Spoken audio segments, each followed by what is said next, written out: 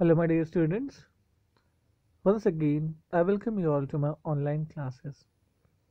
So, students, this will be the most important video in the series of direct and indirect speech because today we are going to learn all the rules when we change a sentence from direct to indirect.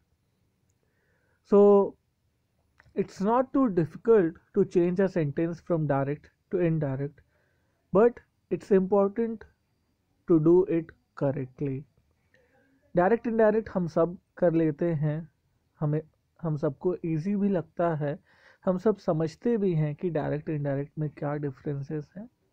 लेकिन problem तब होती है जब हमें किसी भी given sentence को correctly means इतना करेक्ट जितने में हमें पूरे मार्क्स मिल सके, कोई भी कॉमन या सिली मिस्टेक्स ना हो।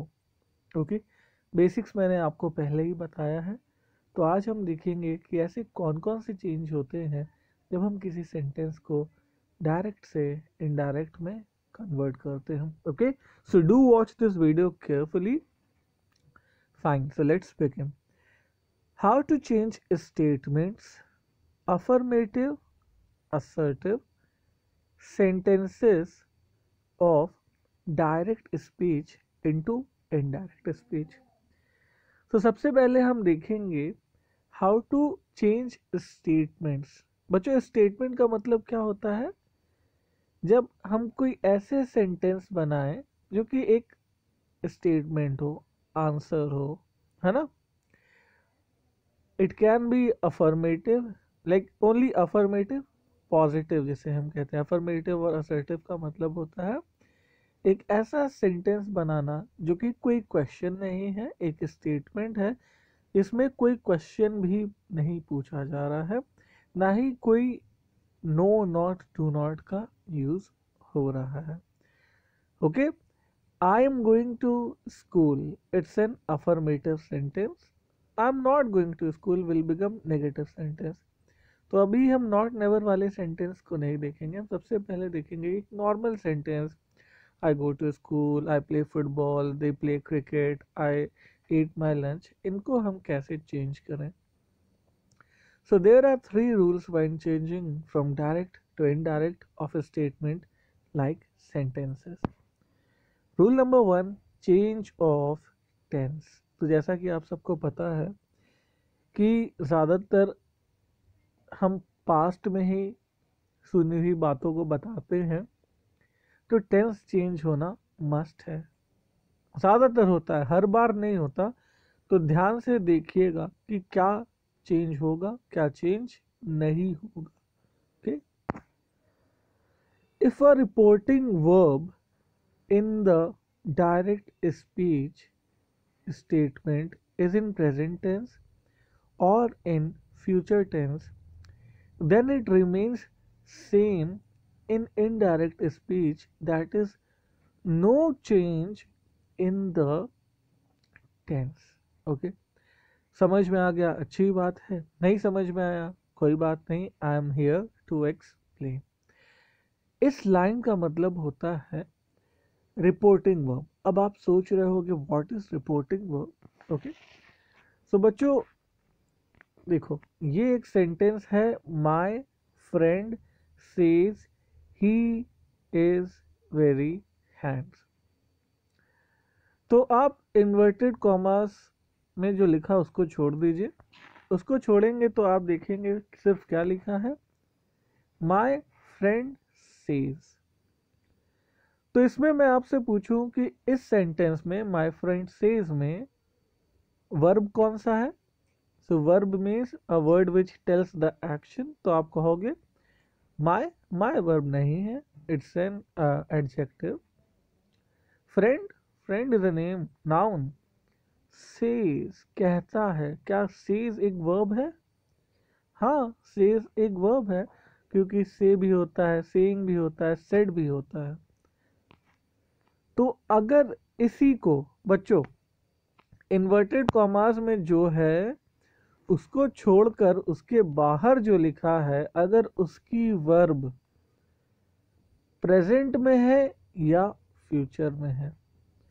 इस सेंटेंस में देखिए सेज बेटा क्या है, माय फ्रेंड सेज।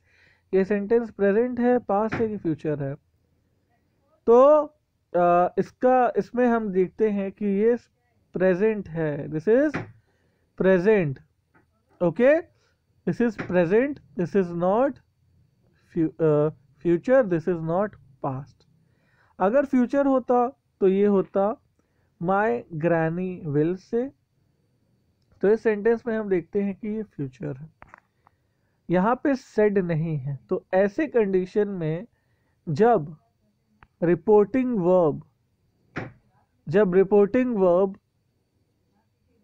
पास्ट को छोड़कर प्रेजेंट में या फ्यूचर में होगा तो हम उसमें कोई भी चेंजेस नहीं करेंगे। जैसे सेंटेंस में देखिए, my friend says he is very handsome. तो जब हमें चेंज करना होगा तो हमने लिखा my friend says that he is very handsome. Okay, my friend says that he is very handsome. अगर यहाँ पे सेज की जगह, इसकी मैं बात कर रहा हूँ, ये सेज की जगह अगर सेड होता तो ही इसके जगह हो जाता ही वॉज। लेकिन यहाँ पे ऑलरेडी प्रेजेंट है तो हमें प्रेजेंट में ही रखना है। ओके, फ्यूचर में भी हम कोई चेंज नहीं करेंगे। My granny will say you need to eat well, my granny will say that you need to eat well. तो I hope students this thing is clear, always keep this thing in mind. कभी कभी exam में question आता है लेकिन हम ज़्यादातर practice करते हैं कि टेंस पास्ट में होगा और हम प्रेजेंट देखना भूल जाते हैं। तो हमेशा याद रखिए, अगर सेज है, टेल्स है, अनाउंसेस है, इन्फॉर्म्स है, मतलब प्रेजेंट टेंस है तो चेंज नहीं होगा। I hope you get it. Okay, next rule देखते हैं। If the reporting verb is in the past tense in the direct statement, then the verb within the inverted commas will change in the indirect speech statements are। तो अगर मान लीजिए बच्चों यहाँ पे says की जगह सेड होता तो इसके अंदर जो भी हेल्पिंग वर्ब है, इन्वर्टेड कॉमास के अंदर जो सेंटेंस है उसके अंदर जो भी हेल्पिंग वर्ब है, जैसे इज है यहाँ पे ईट है, तो उसमें क्या चेंजेस आएंगे, है ना? उसमें चेंजेस ये लिखे हैं। अगर उसमें इज एम होगा तो वो हो जाएगा वॉज, आर हो जाएगा तो हो जाएगा वर, डू डज हो जाएगा डिड, हैज हैव हो जाएगा हैड, विल हो जाएगा वुड, कैन हो जाएगा कुड। सो बहुत सिंपल है, प्रेजेंट वाला हेल्पिंग वर्ब हमें पास्ट वाले हेल्पिंग वर्ब में चेंज कर देना है। That's it. ओके, सो कुछ एग्जाम्पल्स हम देखते हैं direct speech and reported speech का। Simple present and then simple past. So अगर हमारा सेंटेंस अंदर सिंपल प्रेजेंट में है तो वो बदल के क्या हो जाएगा, सिंपल पास्ट हो जाएगा। Meera said I go to school. I go to school is a simple present sentence. उसका सिंपल पास्ट करने के लिए आपको क्या करना होगा, आपने टेंसेस चैप्टर में पढ़ा होगा। For making any sentence into simple past we use second form of verb. तो गो की सेकंड फॉर्म क्या होती है, सही कहा आप लोगों ने, वेंट। तो Meera said I go to school का हो जाएगा Meera said that she went to school. Changes क्यों होते हैं, क्योंकि यहाँ पे सेड लिखा है, से लिखा होता है तो कोई भी चेंज नहीं होता।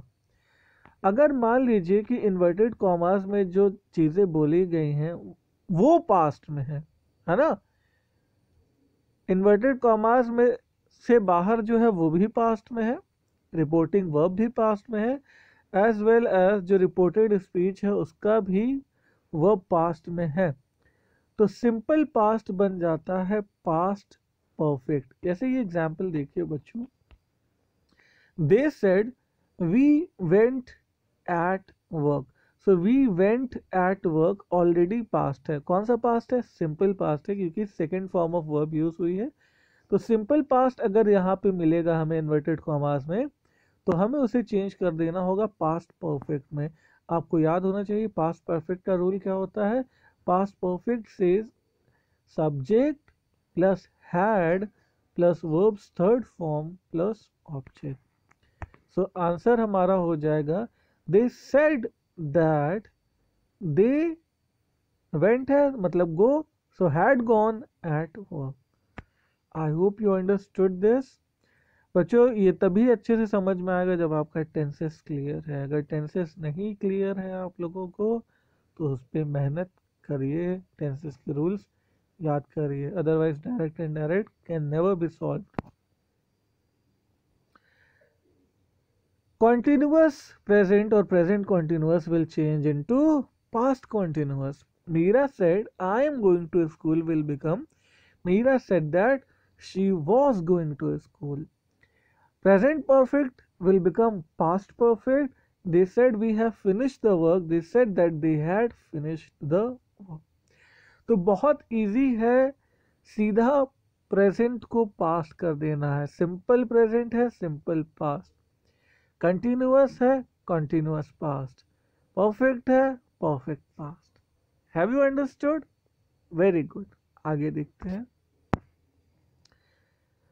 अगर पास्ट परफेक्ट है ऑलरेडी, अब आपके दिमाग में आ रहा होगा कि हम जो सिंपल पास्ट था उसको पास्ट परफेक्ट कर दिए हैं, तो क्या पास्ट परफेक्ट तो हम पास्ट परफेक्ट कंटिन्यूअस कर देंगे? नहीं, ऐसा नहीं होगा। अगर आपकी जो भी रिपोर्टेड स्पीच है उसके अंदर वर्ब जो है वो परफेक्ट में है तो उसमें कोई भी चेंजेस नहीं होंगे। फॉर एग्जाम्पल देखिए, he said I hadn't gone there, तो इसका हो जाएगा he said he hadn't he said that he hadn't gone there, no changes. Future will conditional will would, अगर सेंटेंस में will है तो वो चेंज हो जाएगा would में। Kia said I will come on Monday, Kia said that she would come on Monday. Okay, can will become could, may will become might। Can present है, could past है, may present है, might past है। She said I can go to the party, she said that she could, she said that she could go to the party. इसमें that missing है, don't forget to put that. Okay, in previous also he said that he hadn't gone, okay, इसमें that missing है, so please remember this thing. She said I can go to the party, she said that she could go to the party.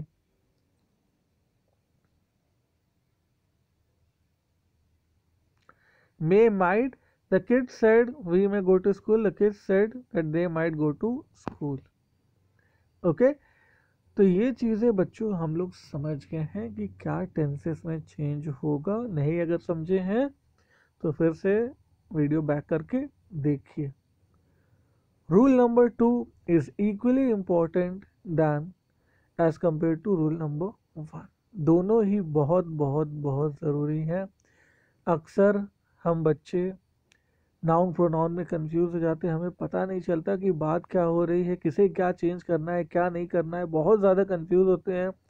हम example लेते हैं, अच्छा आई मैं बन जाता हूँ, ही वो बन जाती है, शी मेरा फ्रेंड बन जाती है, तो कैसे चेंज करें।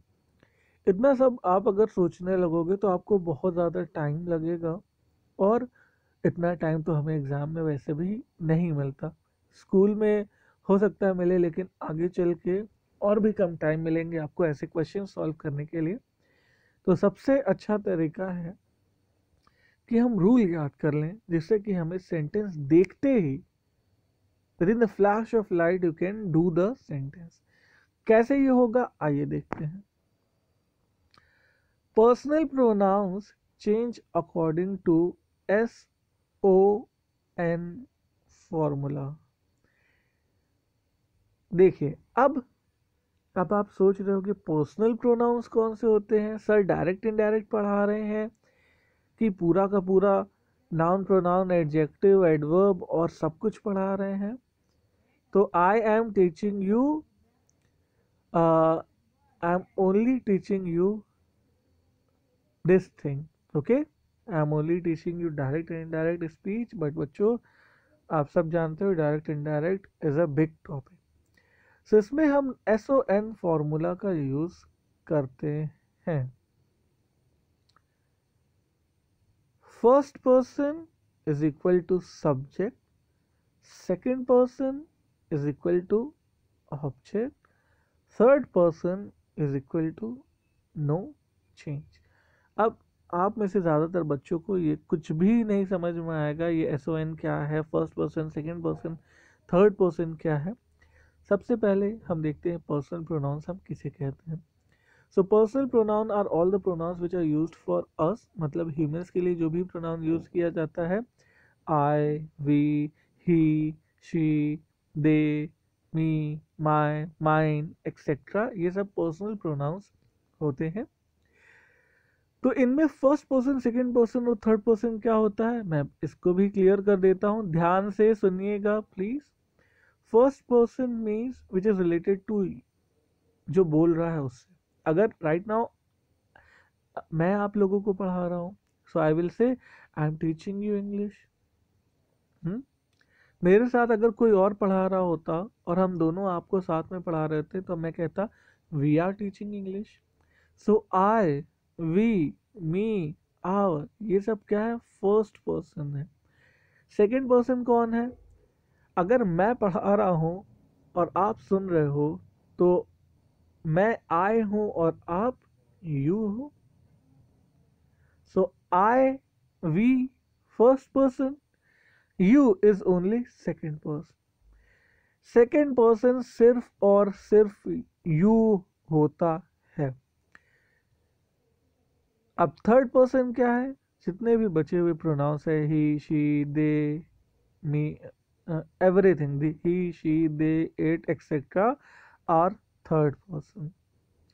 तो SON फॉर्मूले का मतलब है कि अगर आपको अगर आपको इन्वर्टेड कॉमास के बाहर कोई प्रोनाउन फर्स्ट पर्सन दिखता है तो उसमें सब्जेक्ट चेंज होगा, सेकंड पर्सन दिखता है उसमें ऑब्जेक्ट चेंज होगा, थर्ड पर्सन दिखता है उसमें कोई चेंज नहीं होगा।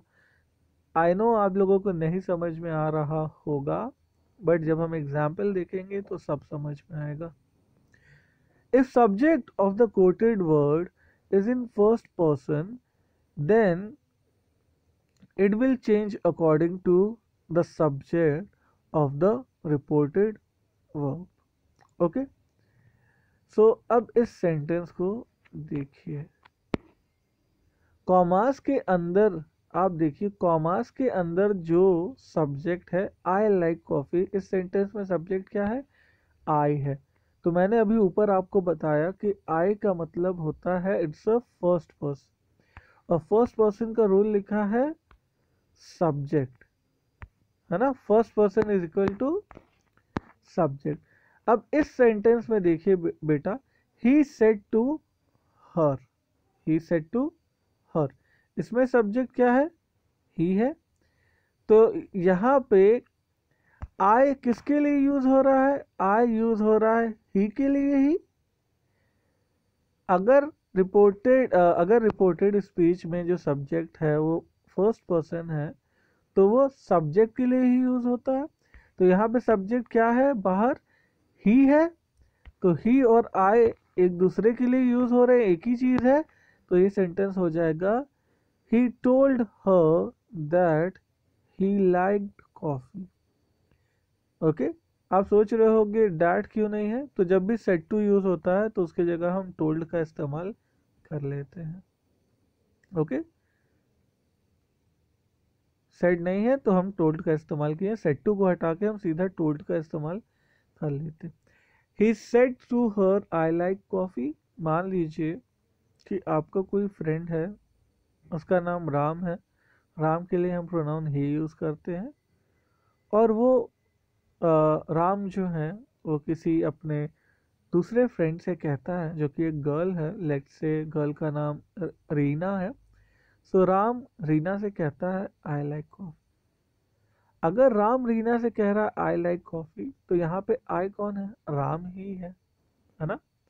सो he said to her I like coffee, it means he के लिए आई यूज हो रहा है, दैट्स वाई जब हम उसको चेंज करेंगे, so he told to her that he liked coffee, like का लाइक्ड हो जाएगा, simple present will become simple past. Okay,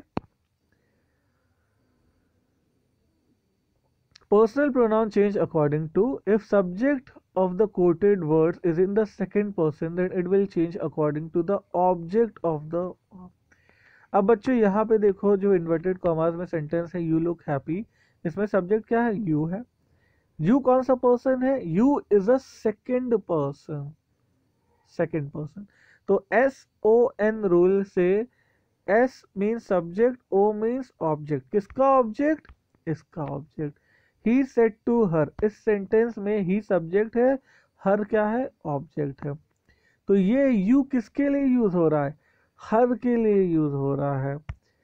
so he told her that, he told her that. आप सोचोगे अगर लिख दोगे ही लुक्ड तो वो अपने आप के लिए कहेगा, but he told to her, वो कहता है उससे कि तुम अच्छी लग रही हो. सो ही टोल्ड हर दैट, तो यू यूज हो रहा है हर के लिए, सो शी लुक्ड. तो हर ऑब्जेक्टिव केस है, जब हम उसको सब्जेक्ट बनाएंगे तो her will become she looked happy. बच्चों प्लीज घबराइए नहीं, थोड़ा अगर कंफ्यूज हो रहे हैं तो बिल्कुल भी कंफ्यूज मत होइए, सारी चीज़ों को ध्यान से समझिए. कोई प्रॉब्लम होती है आप कमेंट सेक्शन में मुझसे पूछने की कोशिश करिए.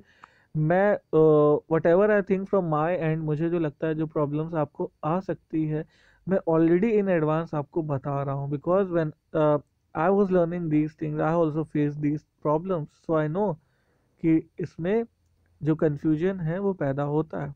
दैट्स वाई आप हमेशा रूल को ध्यान रखिए. रूल के हिसाब से इसके अंदर इन्वर्टेड कॉमास के अंदर अगर सब्जेक्ट फर्स्ट पर्सन है तो वो सब्जेक्ट को देखेगा, सेकेंड पर्सन है तो वो ऑब्जेक्ट को देखेगा, थर्ड पर्सन है तो नो चेंजेस, किसी को नहीं देखेगा. ये आप समझ गए. अब हम थर्ड पर्सन को देखते हैं. If the subject in the quoted words are in the third person then there will be no change. यहाँ पे देखिए सब्जेक्ट क्या है? शी क्या है? थर्ड पर्सन है. आई वी को छोड़, आई वी फर्स्ट पर्सन है, यू सेकेंड पर्सन, उसको छोड़ के बाकी सारी चीजें थर्ड पर्सन है. सी थर्ड पर्सन है तो हमें कोई भी चेंजेस नहीं करने होंगे. He told him, he said to him, she has already left. He told him that she had already left. That's it. So, I hope students, I really hope कि आपको ये सारी चीज़ें समझ में आई होंगी. आगे देखते हैं. फर्स्ट पर्सन क्या होता है? Direct speech I, me, my, we, us, our, ये सब फर्स्ट पर्सन है. इनडायरेक्ट में क्या हो जाएंगे ये? ही, शी, मी में हिम हर, माई में हिज हर, वी में दे, अस में देम, आवर में देयर. ओके, सो इसका मतलब आपको नहीं समझ में आ रहा होगा. इसका मतलब ये है I said to him comma. Okay, so